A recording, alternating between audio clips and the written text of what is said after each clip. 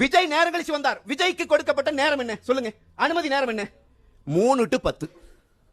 3 to 10 அனுமதி நேரம் கொடுத்தது யார்? காவல்துறை. 3 ல இருந்து 10 வரைக்கும் அனுமதி கொடுத்தாச்சா? இந்த அனுமதி கொடுத்த இந்த நேரத்திற்குள் விஜய் 2:59 வந்து கலவரம் செய்திருந்தால் விஜய் குற்றவாளி. 10:01 வந்து கலவரம் செய்திருந்தால் குற்றவாளி.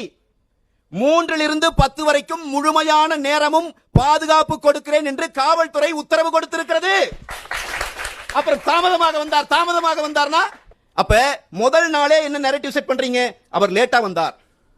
அவர் லேட்டா வந்திருந்தாலும் பாதுகாக்க வேண்டிய பொறுப்பு உங்களுக்கு இருக்கிறது என்பதையும் சேர்த்தே நான் சொல்லுகிறேன். அவர் தவறாக எண்ணிக்கை கொடுத்தார். அவர் கொடுத்த எண்ணிக்கையை ஏற்றுக்கொண்டு பாதுகாப்பு போடுவது என்றால் உளவுத்துறையின் வேலை என்ன என்கிற கேள்வியை நான் முன்வைக்கிறேன்.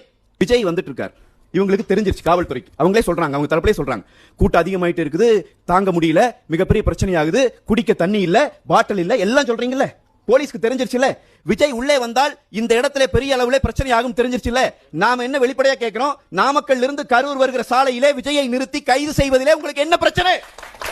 நீங்க என்ன பதில் சொல்றீங்க அதுக்கு? நாங்க கைது செய்து கூட்டம் நடக்கலைனா திமுக பயந்துருச்சு, அரசாங்க விஜயை பார்த்து பயந்துருச்சுன்னு விமர்சிப்பீங்க. அந்த விமர்சனத்திலிருந்து திமுகவை காப்பாற்றுவது காவல்துறையின் வேலை அல்ல. அவங்க மேல விமர்சனம் வந்தா வரட்டும், ஆளுங்கட்சி ஆக்கிற மேல விமர்சனம் வரக்கூடாதா? நீ ஆளுங்கட்சி மேல விமர்சனம் வரக்கூடாது என்பதற்காக அவரை அலோ பண்ணி இங்கே உயிர்களை போக வைத்திருக்கிறார் என்றால் நான் குற்றம் சாட்டுகிறேன். முதல் குற்றவாளி இந்த அரசாங்கம், இந்த காவல்துறை, இந்த உளவு